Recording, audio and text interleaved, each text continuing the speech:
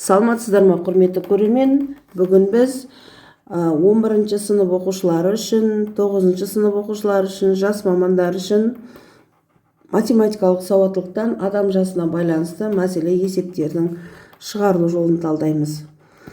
Егер сіздерді осындай тақырыптар қызықтыратын болса, онда бұл канал сізге арналады. Лайк басып, комментарий жазып, достарыңызбен бөлісіп кетіңіздер. Сонымен есеп.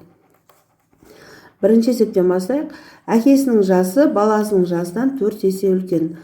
Ал 20 жылдан кейін баласының жасынан 2 есе үлкен болады. Қазір әкесі неше жаста дейді.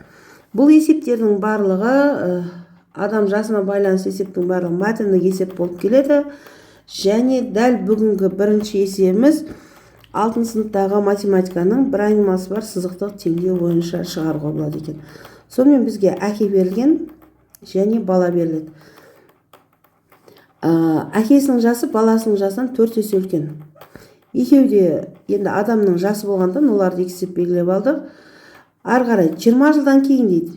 Яғни әкеде 20 жыл өмір сүреді, балада 20 жыл өмір сүреді. Сол кезде дейді, әкесінің жасы баласының жасынан 2 есе үлкен болады дейді. Сонда біз баласына 2-ні көбейтетін болсақ, онда берілген жастар өзара теңеседі.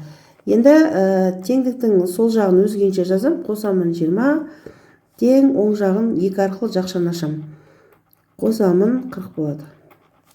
Енді x барын бір жағына, x жоғын бір жағына жинақтаймыз. Сонда 40-тан 20-ны алып тастаймын. 2x тең, бұл жерде 20 болады. x тең 10-ға тең. Бұл баланың жасы болады. Бұл баласының жасы. Дәл қазір кездегі баласының жасы. Себебі біз x деп соны ғана белгіледік. Ал енді әкесінің дәл қазіргі жасы осы 10-ға 4-ті көбейтемін. Сонда 40-та болады. Әкесі бізге 40-та. Әкесі. Енді есептің сұрағанына байланысты қазір әкесі неше жетті дейді, сонда есептің жауабы 40 болып тұр. Кезекті екінші есебі. Есеп былай. Әкесі 32 жаста, баласы 5-те. Қанша жыл бұрын әкесі баласынан 10 есе үлкен болған еді дейді. Тағы да алдыңғы есептейді. Әке және бала. Әкесі 32-де, бала 5-те. Неше жыл бұрын дейді, қанша жыл бұрын дейді. Сонда олден біз жылдап тастаймыз. X болады. Әкесі баласынан 10 есе үлкен. Сонда біз балаға 10-ды көбейтетін болсақ, әкесінің жасы екеуі несе деген? Тең есе деген. Сонымен шығарамыз. 32 азайтамын x тең 50 азайтамын 10x. 32-ден 50-ді алып тастаймын. Тең минус 10x-ға қосамын x-ті. 32-ден 50-ді алып тастасам минус 18 қалады. Тең минус 9x болады. Сонымен x-ің мәні 18-ді минус 18-ді бөлемін минус 9-ға. X-ің мәні 2-ге тең болады екен. Сонда 2 жыл бұрын біздің әкеміздің жасы баламыздың жасынан 10 есе үлкен болып тұрған екен. Енді көре салайық мұнда. 32-ден 2-ні алып тастасам 30 болады, ал 5-тен 2-ні алып тастасам 3 болады. Сонда 30-ды 3-ке бөлсем 10 есе үлкен осы жерден де шығып тұрған екен. Сонымен екінші есебіміз осылай аяқталып тұр. Кезекті үшінші есебіміз былай дейді. Асан 11 жаста, ал Үсен 1 жаста. Қанша жылдан кейін Асан Үсеннен 3 есе үлкен болады екен. Сонымен бізге Асан беріледі және Үсен беріледі. Асанымыз 11 жаста, ал Үсеніміз 1 жаста. Неше жылдан кейін деген бар, оларға жыл қосамыз, ол x болады. Неше жылдан кейін Асан Үсеннен 3 жас үлкен болады. Сонда көбейтемін 3-ті, екеуінің жасы теңеседі. Жақшаны ашамын, 11 қосамын x тең 3 қосамын 3x. 11-ден 3-ті алып тастаймын, оң жағына 3x-тан x алып тастаймын. 11-ден 3-ті алып тастасам 8 тең 2x болады.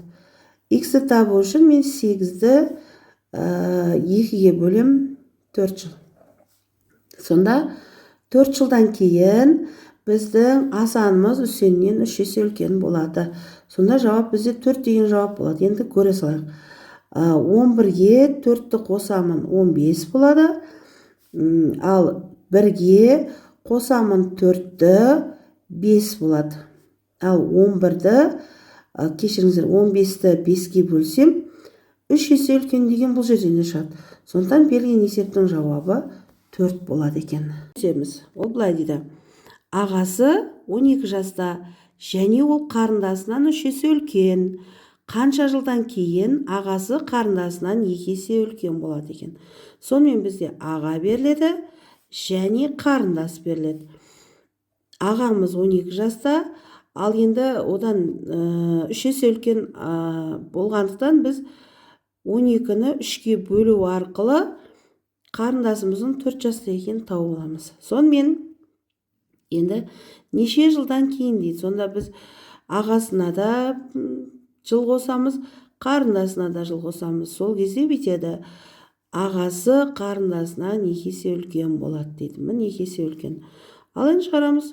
12 қосамын x тең 8 қосамын 2x. 12-ден 8-ді алып тастаймын, 2x-тан x-ті алып тастаймын. 12-ден 8-ді алып тастасам 4, 2x-тан x-ті алып тастасам x қалады. Сонда x-тің мәні 4-ке тең екен. Берілген есептің жауабы 4 болып тұр. 4 жылдан кейін ағасының жасы қарындасының жасынан 2 есе үлкен болады. 5-ші есеп. Қазір әкесі 38 жаста, баласы 15-те, қызы 5-те. Қанша жылдан кейін баласы мен қызының жастарының қосындысы әкесінің жасына тең болады екен. Сонымен есепте бізде әке беріледі, бала беріледі және қызы беріледі. Әрқайсының жасы бар. 38-де, 15-де, 5-де. Неше жылдан кейін дейді. Яғни сондықтан барлығына жыл қосамыз, ол x болады. Сонда дейді, баласы менен қызының жастарының қосындысы әкесінің жасының қосындысына тең болады деген. Сонда енді шығарамыз. Ал 38-ден алып тастаймын 15-ті, одан алып тастаймын 5-ті. Тең x-қа x-ті қосам, одан x-ті алып тастаймын.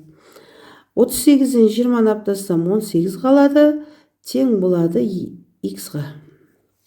Сонда біздің есебімізде 18 жылдан кейін болады екен. Жауабы 18 жылдан кейін.